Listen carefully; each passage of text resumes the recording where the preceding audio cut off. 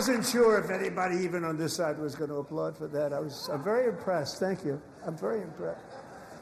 But when it comes to the corruption that is plundering, it's plundering America. There's been no more stunning example than Minnesota, where members of the Somali community have pillaged an estimated $19 billion from the American taxpayer. Oh, we have all the information. And in actuality, the number is much higher than that.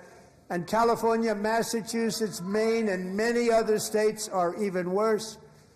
This is the kind of corruption that shreds the fabric of a nation, and we are working on it like you wouldn't believe. So tonight, although started 4 months ago, I am officially announcing the war on fraud to be led by our great Vice President, J.D. Vance.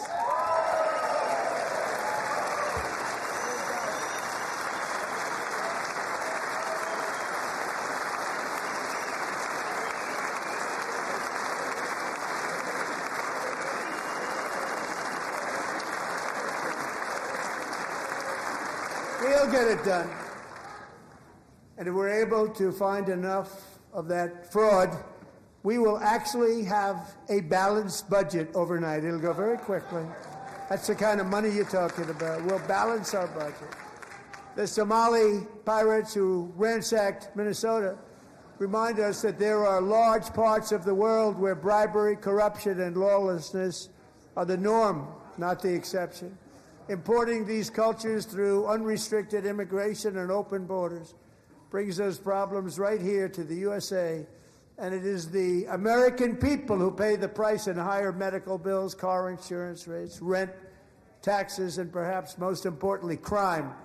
We will take care of this problem. We're going to take care of this problem. We are not playing games. Delilah.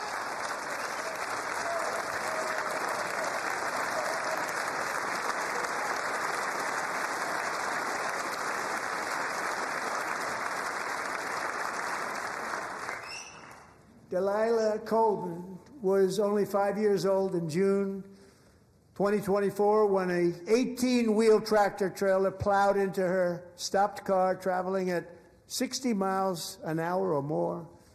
The driver was an illegal alien let in by Joe Biden and given a commercial driver's license by open borders politicians in California. Doctors said Delilah would never be able to walk or talk, have a good life. She wouldn't even be able to eat again.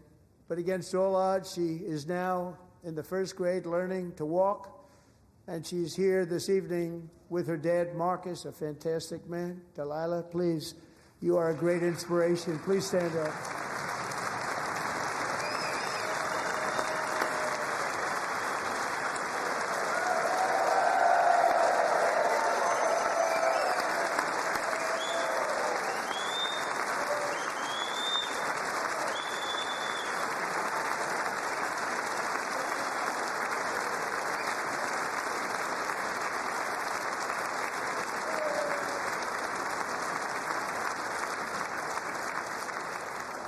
Thank you, Delilah.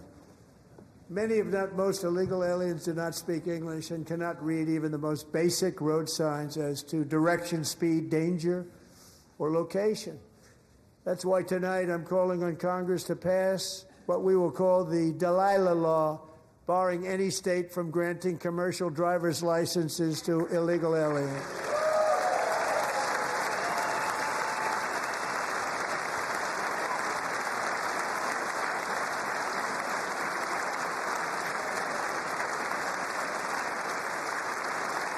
And yesterday, as you probably saw at the White House, I hosted a ceremony with Americans who lost their treasured loved ones to the scourge of illegal immigration. People came into our country, how we allowed this to happen with our open borders.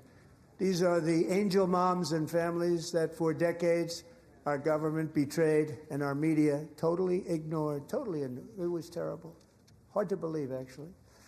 In 2023, a 16-year-old high school cheerleader named Elizabeth Medina was supposed to perform in her town's Christmas parade, but she never arrived. Her mother, Jacqueline, went home to look for her, and she found her lying dead in a bathtub, bleeding profusely after being stabbed 25 times. Lisbeth's killer was a previously arrested illegal alien who had broken in and brutally extinguished the brightest light in her family's life, violently and viciously. Her heartbroken mother is in the gallery to remind everyone in this chamber exactly why we are deporting illegal alien criminals to our country at record numbers, and we're getting them the hell out of here fast. We don't want them.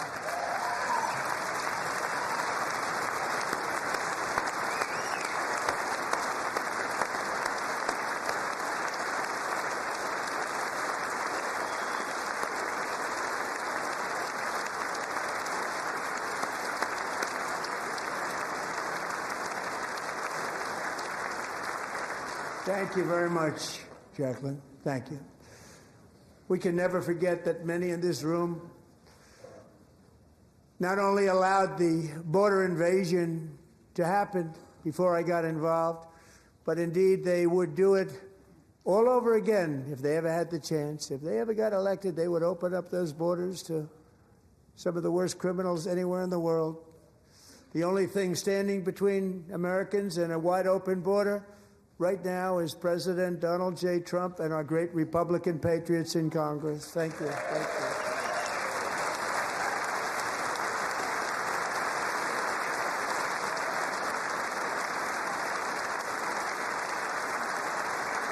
As we speak, Democrats in this chamber have cut off all funding for the Department of Homeland Security. It's all cut off. It's all cut off. They have instituted another Democrat shutdown, the first one costing us 2 points on GDP. 2 points we lost on GDP, which probably made them quite happy, actually. Now they have closed the agency responsible for protecting Americans from terrorists and murderers. Tonight I'm demanding the full and immediate restoration of all funding for the border security, Homeland Security of the United States, and also for helping people clean up their snow. We have no money because of the Democrats, and it would be nice. We'd love to give you a hand at cleaning it up, but you gave no money. Nobody's getting paid. It's a shame. So you have to think about it. We have, in case you didn't know, a pretty large snowstorm out there. One of the great things about the State of the Union is how it gives Americans the chance to see clearly what their representatives really believe. So tonight I'm inviting every legislator to join with my administration in reaffirming a fundamental principle. If you agree with this statement, then stand up and show your support. The first duty of the American government is to protect American citizens, not illegal aliens.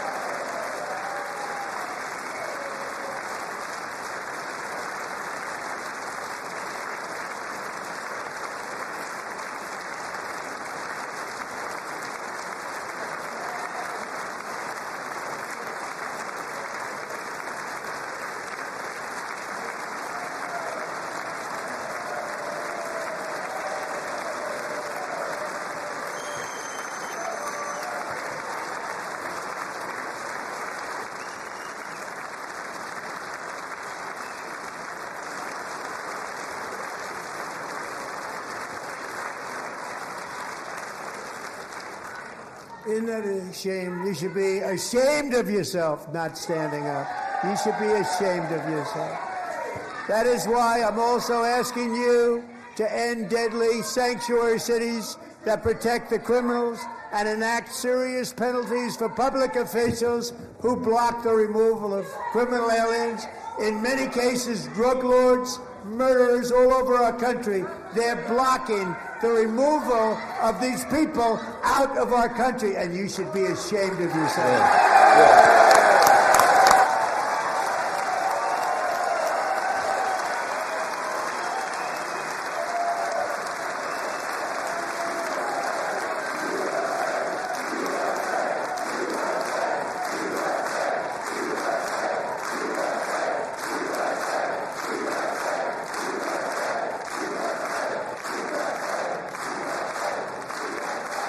And perhaps most importantly, I'm asking you to approve the Save America Act.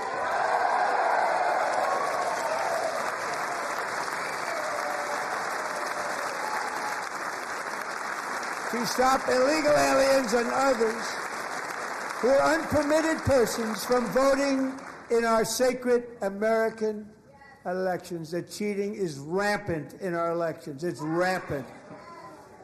It's very simple. All voters must show voter ID.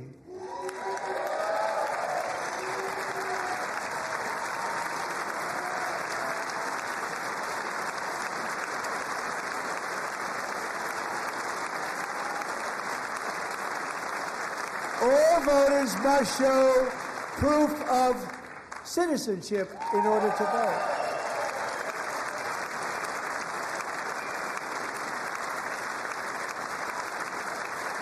No more crooked mail-in ballots except for illness, disability, military, or travel. None. And this should be an easy one. And by the way, it's polling at 89%, including Democrats. 89%.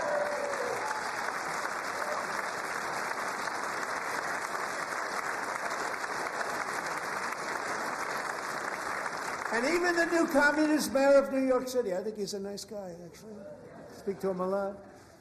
Bad policy, but nice guy. Just said they want people to shovel snow. They got hit hard. Wants them to shovel snow, but if you apply for that job, you need to show 2 original forms of ID and a Social Security card. Yet they don't want identification for the greatest privilege of them all, voting in America. No, it's no good. No good. Both Republicans and Democrats overwhelmingly agree on the policy that we just enunciated. And Congress should unite and enact this common sense, country-saving legislation right now, and it should be before anything else happens.